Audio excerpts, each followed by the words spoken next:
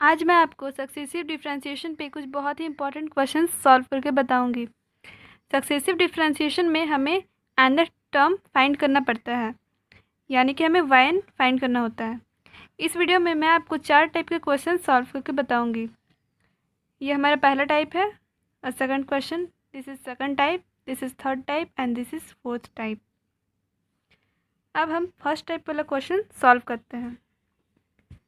First type वाले question में हमें yn फाइंड करना है, nth टर्म फाइंड करना है। जो भी हमारा गिवन क्वेश्चन है उससे हम इक्वेशन 1 लेट करते हैं। अब हम इक्वेशन 1 को डिफ्रेंशिएट करते हैं एक्स के रिस्पेक्ट में। Differentiating equation 1 with respect to x we get y1 equals to, इसे हम डिफ्रेंशिएट किए एक्स के रिस्पेक्ट में, log x का डिफ्रेंशिएशन होता है 1/x। So y1 equal to 1/ax plus b into, यहाँ पर वेरिएबल के साथ कांस्टेंट भी मल्टीप्लाई है, इसीलिए मैंने यहाँ पे a प्लस 0 लिखा है। b का डिफ्रेंशिएशन 0 होगा क्योंकि ये कांस्टेंट टर्म है। यहाँ से हमें फाइंड होता है y1 equals to a/ax plus B. अब इसी तरह से हम y2, y3, y4 ये सब का वैल्यू फाइंड करेंगे। अब हम अगर y1 को फिर से डिफ्रेंशिएट करते हैं x के रिस्पेक्ट में, then we get y2 equals to a into -1/ax plus b का होल स्क्वायर इंटू a। इसे मैंने y1 को फिर से x के रिस्पेक्ट में डिफ्रेंशिएट किया, then we get this term. अब हम इसे सॉल्व करते हैं, then we get y2 equals to -ax² plus b का होल स्क्वायर। यहाँ से अगर हम -1 को सेपरेट करते हैं, then we get y2 equals to -1 into a² plus b का होल स्क्वायर। ये हमारा y2 है। अब इसी तरह हम y2 को भी फिर से x के रिस्पेक्ट में डिफ्रेंशिएट करेंगे। अब हम y3 निकालेंगे। y3 इक्वल्स टू, अगर हम इसको x के रिस्पेक्ट में डिफ्रेंशिएट करें, then we get -1 into -2 into a³ plus b का होल क्यूब। ये हमारा y3 है, इसे मैंने सॉल्व किया। इसी तरह आप y4 भी निकाल सकते हैं। इस तरह हमें dot dot dot nth term तक हमें फाइंड करना है। अब अगर हम yn टर्म निकालेंगे तो आप यहाँ से देख सकते हैं y4 का जो वैल्यू है वो है y4 इक्वल्स टू -1 का whole cube into 1 into 2 into 3 into a⁴/ax plus b whole to the power 4। यहाँ पर अगर n का वैल्यू 4 हो, देन वी गेट -1 का यहाँ पर होल क्यूब है, तो ये क्या है, n-1 है, n-1 है इसका वैल्यू। यहाँ पर अगर n का वैल्यू अगर 4 है तो ये n-1 है, इसलिए मैंने यहाँ पर -1 का पावर n-1 लिखा है, इंटू 1 इंटू 2 इंटू 3।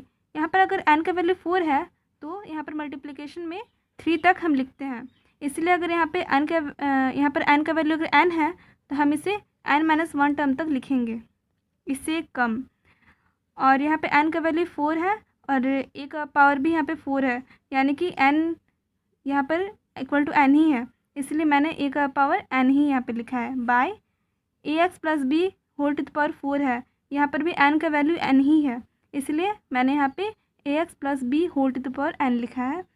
और आप जानते हैं कि 1 into 2 into 3 dot dot n-1 ये फैक्टोरियल n-1 का वैल्यू होता है। So yn equals to -1 to the power n-1 into factorial n-1 into a to the power n by ax plus b whole to the power n। This is our answer.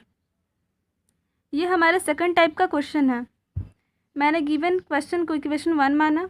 Differentiating equation 1 with respect to x we get, इस question को मैंने एक बार differentiate किया x के respect में, y1 equals to a into cos ax plus b. Since यहाँ पे हमारा जो क्वेश्चन है वो साइन के फॉर्म में है, इसीलिए इसका आंसर भी हमें साइन के फॉर्म में ही लिखना है। इसीलिए मैंने y1 को, ये जो कॉस वाला टर्म है इसको मैंने साइन में कन्वर्ट किया। Since sine π/2 plus theta equals to cos theta, therefore मैंने यहाँ पे थीटा पे प्लस π/2 यहाँ पे वैल्यू पुट किया है। So y1 equals to a into sine ax plus b plus π/2। अब मैंने y1 को फिर से x के रिस्पेक्ट में डिफ्रेंशिएट किया, then we get y2 equals to a² into cos ax plus b plus π/2। अब इस क्वेश्चन को भी मैं साइन के फॉर्म में कन्वर्ट करूँगी। So cos π/2 plus theta equals to sine theta. So y2 equals to a square into sine a x plus b plus 2 into pi by 2।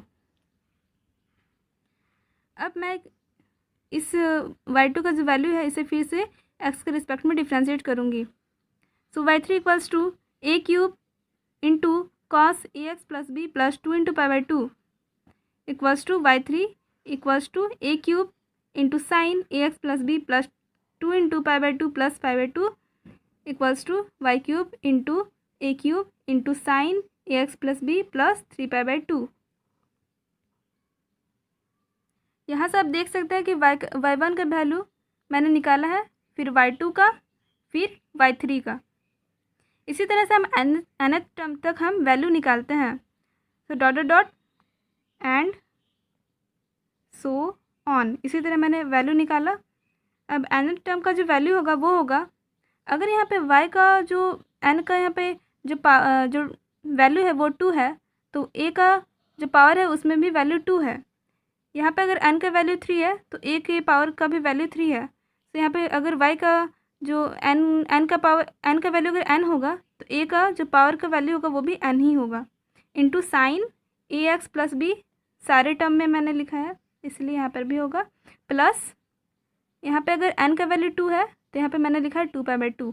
n का value अगर 3 है तो मैंने यहाँ पे लिखा है 3 पाई बाई 2। इसी तरह अगर n का वैल्यू n होगा तो मैं यहाँ पे लिखूँगी plus n pi by 2। This is our answer. ये हमारा थर्ड टाइप का क्वेश्चन है।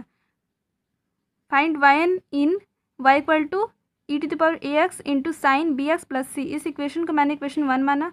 Differentiating equation 1 with respect to x we get y1 equals to, इस इक्वेशन को मैं एक्स के रिस्पेक्ट में डिफ्रेंशिएट की हूँ। So y1 equals to e to the power a x into cos b x plus c into b plus e to the power a x into a plus into sine b x plus C.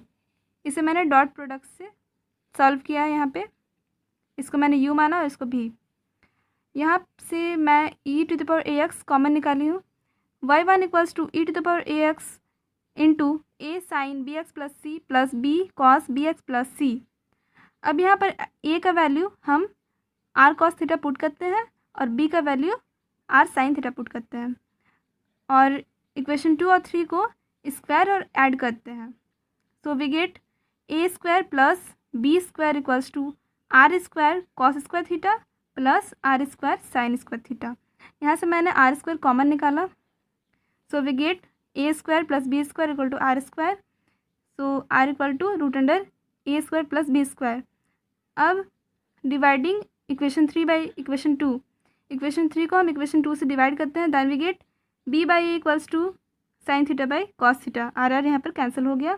So theta equals to tan inverse b by A.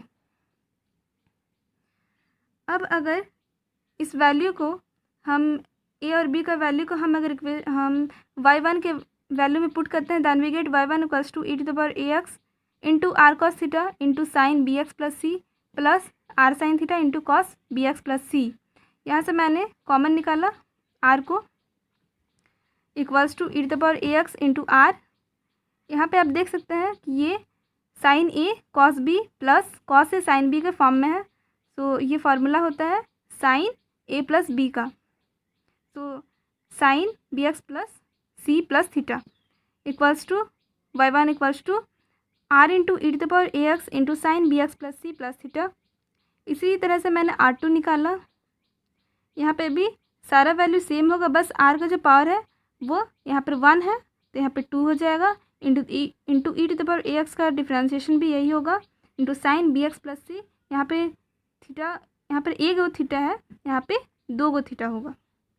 Dot dot dot मैंने इसे nth term तक निकाला। Then we get yn equals to r to the power n। यहाँ पे n का value 2 है तो r का पावर भी 2 है, इसलिए यहाँ पे n का वैल्यू n है तो r का पावर n होगा, into e to the power a x into sine b x plus c. यहाँ पे n का वैल्यू 2 है तो मैंने यहाँ पे 2 थीटा लिखा है, इसलिए n का वैल्यू n है तो मैं यहाँ पे n थीटा लिखी हूँ और ये हमारा आंसर है। Here r equals to root under a square plus b square और theta equals to tan inverse b by a। For more such videos, do like, share and subscribe to my channel. Thank you.